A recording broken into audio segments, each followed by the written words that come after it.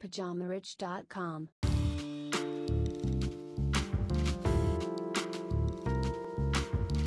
Bonjour à tous et bienvenue sur le nouveau podcast de PyjamaRich.com.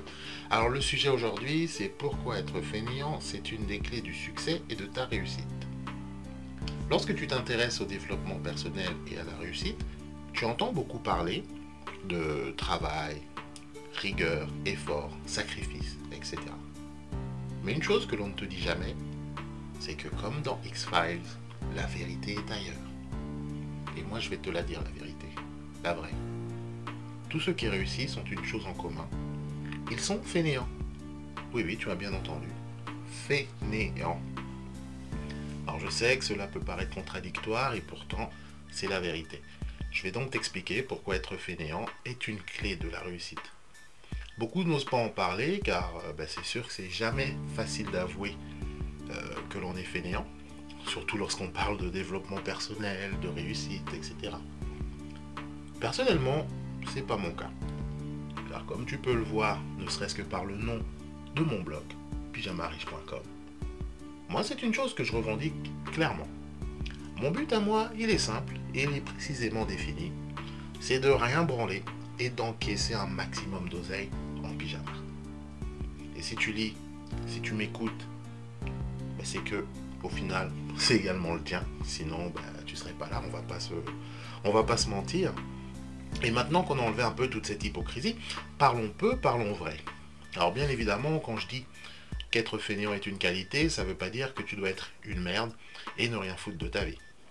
Simplement, tu dois être malin, plus malin que les autres, afin d'atteindre tes objectifs sans trop te casser le cul.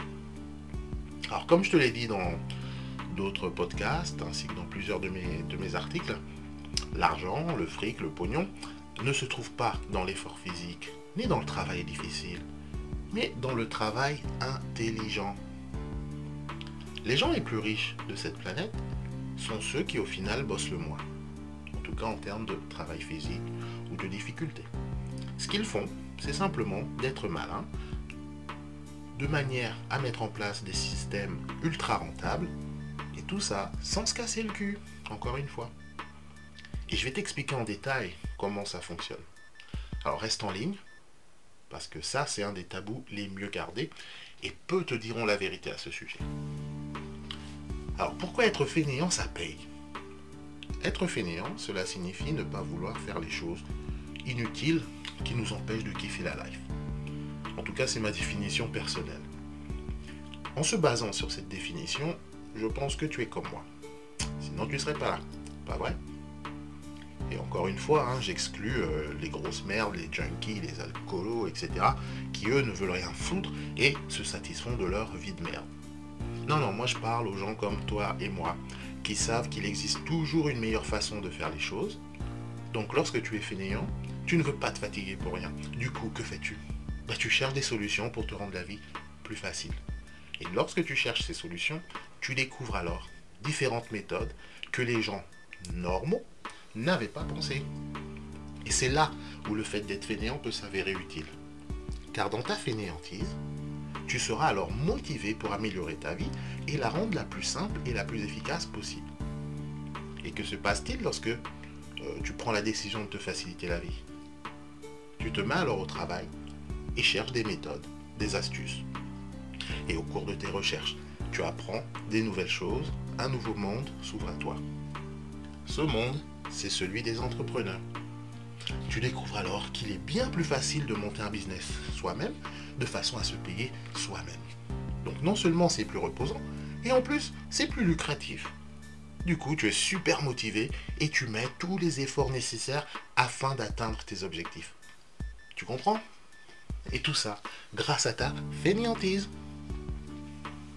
C'est pour ça que moi je dis, l'entrepreneuriat, c'est la solution des fainéants.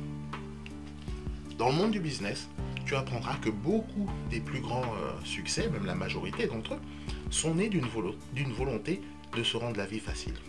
Que ce soit Amazon, McDonald's, Uber et bien d'autres, toutes ces entreprises ont en commun des créateurs qui souhaitaient soit se rendre la vie plus facile, soit rendre la vie des autres plus facile. Bref, des grosses feignasses comme toi et moi. Bon, tout ça pour te dire, ne lâche pas l'affaire. Alors tu es sûrement encore en plein doute par rapport à tes compétences, tes qualités. Tu te demandes si le monde du business est fait pour toi, si tu en es capable. Et c'est tout à fait normal. Mais sache une chose, c'est que si tu te reconnais dans ce podcast, c'est que tu es sur la bonne voie. Tes défauts peuvent être tes qualités, ne l'oublie jamais. Il est temps pour toi de réfléchir en dehors du système établi.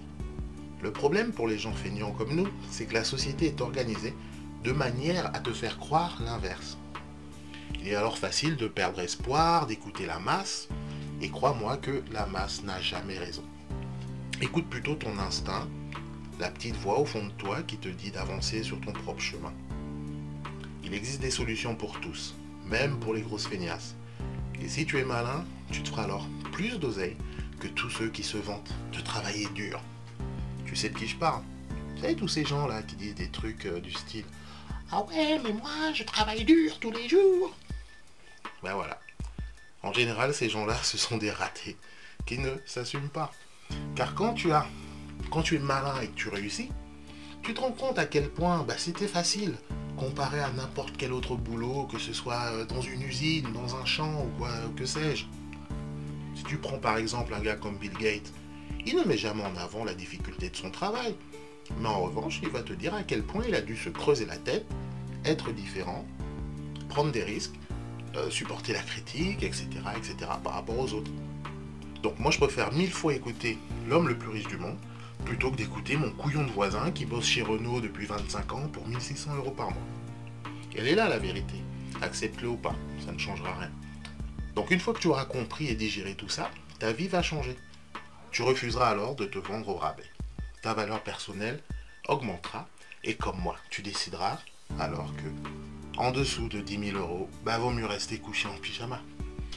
Allez, sur ce, on se donne rendez-vous au prochain podcast. J'espère que ça t'a plu. Si c'est le cas, comme d'habitude, tu me laisses un petit pouce bleu, pouce levé bien sûr, juste en dessous de cette vidéo. Et pour ceux qui ne sont pas encore abonnés, toi je sais que tu es déjà abonné, tu es un ancien, toi tu es un guerrieros.